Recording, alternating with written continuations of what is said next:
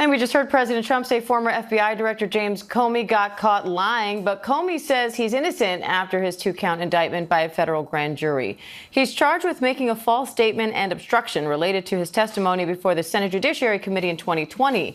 And this comes just days after President Trump publicly demanded the Justice Department prosecute Comey and other political enemies. Now Comey's denying those allegations in a video post. My family and I have known for years that there are costs to standing up to Donald Trump, but we couldn't imagine ourselves living any other way. We will not live on our knees, and you shouldn't either. My heart is broken for the Department of Justice, but I have great confidence in the federal judicial system, and I'm innocent. So let's have a trial and keep the faith. ABC News Washington Bureau Managing Editor Catherine Falders and legal contributor Brian Buckmeyer are here with more on that. So, Catherine, walk us through this indictment and how it came together. Well, it came together rather hastily. As we know, this has been something that's just really played out this week after Trump appointed Lindsay Halligan as former defense attorney to lead that office. She presented to the grand jury by herself alone, which I know, as Brian knows well, that's highly unusual. Usually your assistant U.S. attorneys go and present to the grand jury, but she didn't have that. And it's because I'm told by sources that most people in that office declined to help her with this, given that they believe that there wasn't enough probable cause or evidence to ultimately bring charges. So she presented herself to the grand jury yesterday afternoon, and this all played out in the courthouse after the fact before a magistrate judge when they returned the indictment. Originally, they had 2 different pieces of paper, and we learned that one of the charges that they were trying to seek on a false statement was actually declined by the grand jury. Of course, the other 2, the ones you mentioned there of lying to Congress and obstruction of a congressional proceeding, were in fact verified by the grand jury. Brian, how serious are these charges and what will prosecutors have to prove?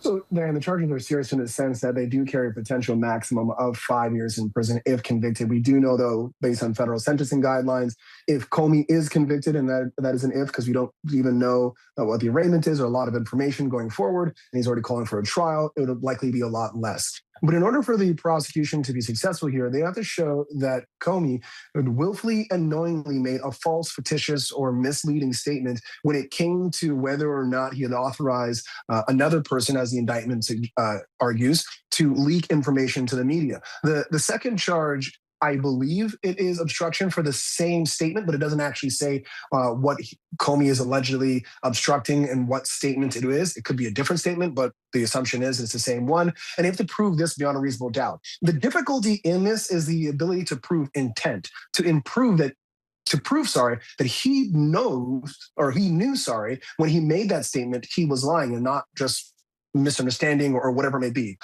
Intent is hard to prove in a case like this.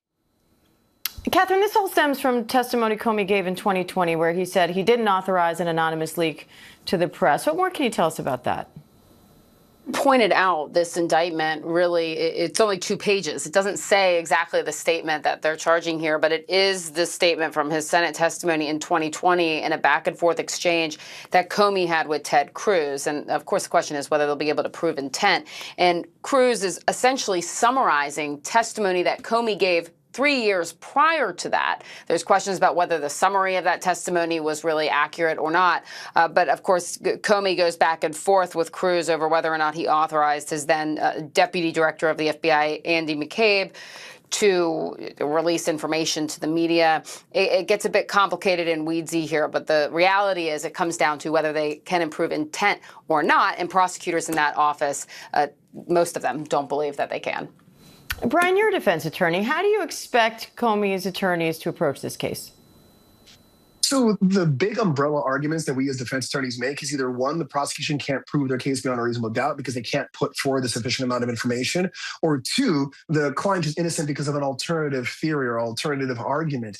Here, which is interesting as well, is the prior U.S. attorney, Siebert, in this case, actually had a memo listing out why he believed this case shouldn't go forward. So now, unlike most normal cases, the defense has a third alternative. Someone in that office, prior to being terminated by the president, actually gave them an outline as to why this case doesn't work. And that will definitely be used at the heart of the defense's case. All right, Catherine Falders, Brian Buckmeyer, thank you both.